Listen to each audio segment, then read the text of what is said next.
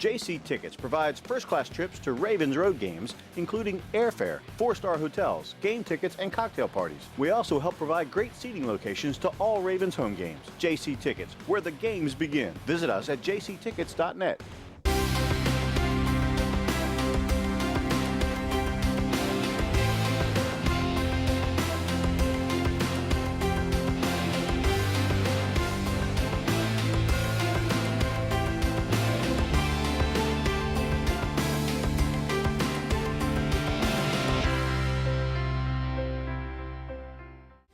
Ravens Wrap is sponsored by Bud Light, jctickets.net, Geico Insurance, Dunaway Furniture, Ocean City Golf Club, RussellStreetReport.com, Comfort Inn Gold Coast, Holiday Inn Express, BuyAToyota.com, your official site for Toyota deals. The original Green Turtle, hosted by the Blue Ox Bar and Grill. Welcome back in. It is the original Green Turtles Ravens Wrap Show right here on Comcast Beach TV. Also this season on 47 ABC, WNBT, and Delmarva's Rock Radio, the strongest signal Ravens affiliate on the peninsula, 93.5 The Beach. Don't forget the Ravens hosting the Jacksonville Jaguars Sunday at 1 o'clock, network pregame at 12:30, and our show on the radio at 11 o'clock. Of course, we're on Comcast Beach TV Thursday through game day at various times, so you can catch us all over the place. Also on Spencer's 47 ABC, WNBT, Saturday night, 7:30. And on Sunday at noon. Mike Bradley, Spencer Tilla, sports director at WNBT, and Steve Slaza on the panel here as we continue to discuss the 28-13 Ravens win over the Dolphins. And guys, we were talking about the importance of the game, and the Ravens are a 7th seed right now on the outside looking in, right behind the San Diego Chargers, who they lost to the week before. But you take a look at the division that the Ravens are in the AFC North. It's the only division in the NFL where all 4 teams are at least 1 game above 500 right now. And of course, the Ravens have the Cleveland Browns at the end of the year to play. They got most of their division games out of the way early in the season. But again, Spencer, you come off that Chargers loss. The Ravens did paint themselves into a corner against Miami. That was a must-win. And that's why I know a lot of Ravens fans Sunday watching the game were like 10-0 and going into the second quarter and like, boy, is our season over now? Yeah, they definitely – that slow start was so nerve-wracking. You're absolutely right about that. But at least they found some way to get something going and you'll come out on top. But that game was so critical. I mean – you can't lose 2 straight at this point in the season. You had to get something going. You really had to win that game. Give you a chance here down the stretch. You're asking a whole lot if you lose that game 2 straight at that opportunity then to close out the year with 3 games left to try and catch. I mean, you're no longer in control of your own destiny. You need a lot of things to go your way at that point. So, I mean, this was clearly a must-win in my opinion. And it was a must-win because the other team was 7-5. You know, you're knocking off one of your AFC foes and you're climbing the ladder by putting them down. You know, it was too bad they couldn't have done it the week before. But, you know, I'm a firm believer that you only play as hard as you have to. It's just human nature. And, you know, I really think the Ravens thought they had it won the week before. But we will not talk about that anymore. You talked about the 4th down in our last segment. Could that be that critical moment in the season where that was the make or break, that was the difference between us going to the playoffs or not going to the playoffs? We'll have to see, but they did some statistical work, and the group Football Outsiders on the web, and for most of John Harbaugh's career, he had been pretty conservative in terms of coaching aggression, as they say, but the Ravens entered Sunday tied for 2nd in the NFL on 4th down attempts with 14, tied for 3rd in conversions with 8.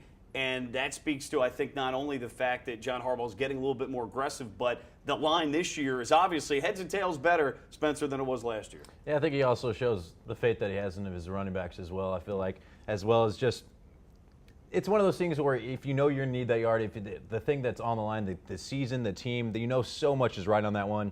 And it kind of goes back to what we said with, if you put that faith in it and you make that call that you're going to go for it, your team usually responds from it. I mean, it gives them a certain amount of boost. I mean, a lot of the players on offense, they believe in themselves. Clearly, they want the opportunity. So as soon as the coach makes that call, they're fired up for it. And I think it definitely reflects on the numbers, I feel like, as well. But on the surface, you know, okay, it's 4th and 1, we go for it. But then you look at it, I mean, that call just kept getting bigger and bigger the more you looked at it. It's like, okay, yeah, but you don't go for it, you lose. You're going to have a losing season. That's back-to-back losing season. Now you're looking at, hey, your job may be in jeopardy. But, you know, he really, up until that point, you saw the team was just sort of meandering around on the sideline. Once they got it, I mean, everybody's jumping, standing up on the bench, you know, waving towels around. I mean, it was a huge, literally, it was the turning point of the season, that one call. Yeah. And I'll just say this, and I've been a huge John Harbaugh supporter. I recognize some of his faults, and we know clock management, although I could probably tell you about 20 coaches in the league who have clock management issues. But the fact that John Harbaugh's had the run he's had, that even last year, with all that he went through, I mean, he essentially had no offense last year whatsoever. The offensive line was dismal, no running game. The passing game, everybody knew we had to throw the football. Yet we're still have a shot at the playoffs into the last game of the season. This year, we talk about all the issues that they've had to deal with. And I know every team does, but not every team succeeds with that kind of adversity, and yet they've set themselves, and we've got 3 big games coming up, but they put themselves in a position here where, as you talked about, they control their own destiny. I find it hard to believe if they were to win out that 11-5 isn't going to get them to the playoffs. He's one of those coaches that he gets the maximum amount out of every one of his players. I mean, it's very rare for a lot. I mean, you see a lot of coaches that get players that underperform or players that are just interested in maybe getting their own stats or that are not really bought into systems. He's a coach that gets players bought in. He's a coach that gets players to really excel above really kind of what their contract. I mean, look no further than Forsett, who really expected him to have over 1,000 yards this season. Even if you knew Ray Rice was going to be, no one expected this guy to come in and have this type of year. He gets guys to play really above their talent, and it's reflective in the record that he's had here for him. I think that's the ultimate measure of a coach, is what you get out of a player. But, you know, I also have a great deal of respect for him when he addresses the media. He doesn't ever throw his players under the bus, even when you know inside it's totally killing him. You know, if he wouldn't have fumbled there, he wouldn't have dropped that pass. You know, he always he's a great football player. We really appreciate what he's done. Nobody works harder. You know, that kind of thing is always going to do you right as a coach, because the players are going to play for you because they know you're not going to do them wrong. We'll talk about the defense coming up in a little bit, but during the bye week, obviously it gave offensive coordinator Gary Kubiak a chance to reassess things, what's been working, what hasn't been working. And clearly in the last couple of weeks here, you take a look, over the last 3 games, the Ravens have averaged about 175 yards rushing, about 250 yards passing, and nearly 32 points a game. So whatever Gary took out, whatever he kept, et cetera, all that has certainly worked out to their benefit. One of the things, they had such good balance last week. I mean, they had 33 passes, 31 rushes. If you can get something just about 50-50 like that, a little bit more than passing probably, and with the way the league is called now, you're going to have such good production, I feel like, especially there. And we kind of goes back to, we were talking about Flacco a minute ago, being able to kind of incorporate so many of these new pieces. I think that really speaks to the development that he's had as a quarterback, being able to read the field better, being able to kind of spread it out and know. He got, you know, obviously he got his main man going in the very beginning, but he was able to spread it out, keep people involved, and once you're playing with the whole field, playing with all the different pieces you have in your whole wheelhouse, it's so much harder for a defense to stop that. I think Kubiak did a good job of saying, hey, we got to hand the ball off more, and we got a 3-step drop and hit the slants across. And that's what he's been doing. You look at Marlon Brown, you look at Kamar Aiken, you look at those guys now, you know, and then when you do that, now you get Steve Smith, you know, streaking down a little bit longer. You know, he did a very good job of looking at the film, and a lot of coaches don't. You know, what do we do well? And he took out what they didn't do well and brought it back, and that's very hard for a coach to do. Well, look at the confidence factor now Joe has to have in his receivers. We know he has confidence in Steve Smith. We know he has confidence in Torrey Smith. And unfortunately, Dennis Pitt is not here, but Owen Daniels, that's been a nice connection. But you mentioned Marlon Brown, Kamar Aiken. He's gone to these guys, and they've performed. And Aiken isn't just a flash in the pan. I mean, he's bounced around a little bit, but this year, all in all, he's been very solid. And even Jacoby Jones, a flash here or there. Yep. Even he had a catch for 18 yards in the game. So they're kind of coming on, hopefully, that receiving core at the right time. And Kubiak's making the adjustment. Mike Preston talked about the fact that, you know, teams were jamming on receivers at the line of scrimmage. Now they're putting guys in motion. They're also bunch setting receivers so that it's tougher to jam those guys and doing the things you need to do to adjust to the defenses. Yeah, they had to figure out something because it was getting bad there for him. I mean, obviously, Steve Smith at the beginning of the year gave him that new spark. That's something that people didn't really know how to plan for, and he was just going off. But once people started, you know, preparing, getting a little bit of tape on how they were going to start defending him, you saw the wide receivers just start to get really locked up there for a good portion. So you're right. I think they kind of noticed they're able to do a couple things right. They started doing a little bit more movement, started getting more options, and it's kind of finally maybe gotten a little bit of wheels going. And, you know, like you said, it's at the perfect time right now. They definitely are going to need that down the stretch. You look at Jacoby, I mean, he's the one guy you have who can catch the ball and outrun people that are 10 yards in front of him. And he did that one time against San Diego, and he had that 72-yard kickoff return. You know, if he can have one nice kickoff return and 1 or 2 catches or even penalties, you know, he's able to get penalties on guys because he's 2 steps by them before they turn around. So. Well, and if you're a defensive coordinator, guys, you look at the offense and say, okay, who do I stop? Now, you may not have any one player that's great, but if you have enough guys that are solid and you can go to 4 or 5 different guys, okay, pick your poison. I feel pretty good about that, and hopefully, again, we'll take advantage of that in the next 3 games.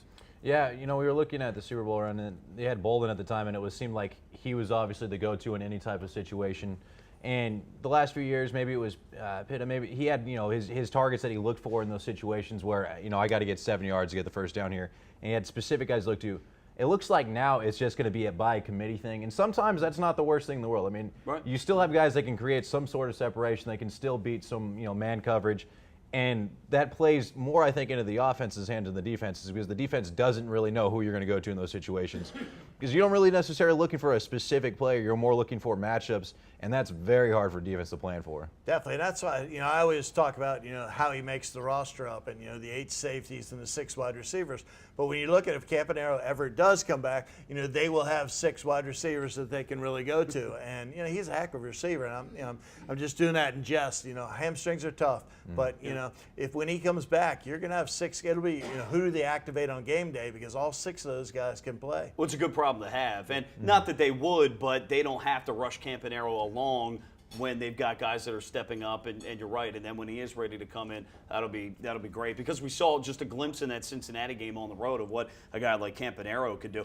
Too, obviously, getting Steve Smith, involved. We talked about, we got him involved early in the year quite a bit. Then Torrey Smith wasn't getting his, and not that he was sulking about it, but he wanted to get into a rhythm and produce for the team. They got him going. His knee set him back, and they got Steve Smith. They targeted him 11 times, and for the most part, that's not a bad thing. He still has his share of drops, unfortunately, but he's still a playmaker. He makes me nervous sometimes after the catch. He has a very unorthodox way of holding the ball out away from his body, and it gets me a little nervous. I mean, not that he's had huge problems with it, but it's a little nerve-wracking when you're watching it. But they definitely were looking for him early on, and I think he's one of those wide receivers that if you can get him the ball the first couple, drives that you have, just a look, maybe something thrown in his direction. He starts working a little bit harder, I feel like, and then he kind of gets into his own rhythm. Well, Steve, anytime you're involved, and we got 45 seconds, anytime you're involved, you usually get a little bit more out of you. No, he's the type of guy where, this is the games that he's had big games, and he caught, 1 or 2 passes during the first 2 drives. And that's the key with him, is to, feed him often and early, which most good wide receivers do. You give them the ball early, they're going to make you pay on it. And feed their ego a little bit, too. That's what it is. But it's good to see him active again and going, and hopefully Torrey, his knee, we'll see how that progresses this week. Torrey didn't practice on Wednesday. We do this show, so we'll see how that comes along. Forsett wasn't practicing today either, but they're going to have these injuries later in the year. But they used him as a decoy 15 times, and obviously it didn't hurt the team. But we have a lot more to come. We'll talk about the defense coming up as well. The Ravens winners. Keep it here. The Ravens Wrap Show. Comcast Beach TV, 47 ABC at 93.5 The Beach.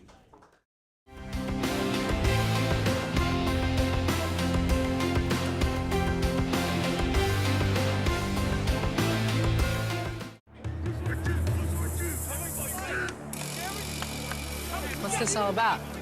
We're giving Rich the NFL experience of a goal line dive. Really?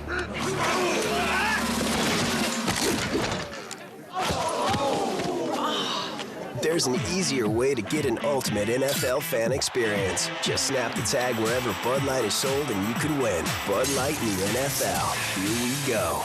Can I make it? On the internet, yes. Into the end zone, no.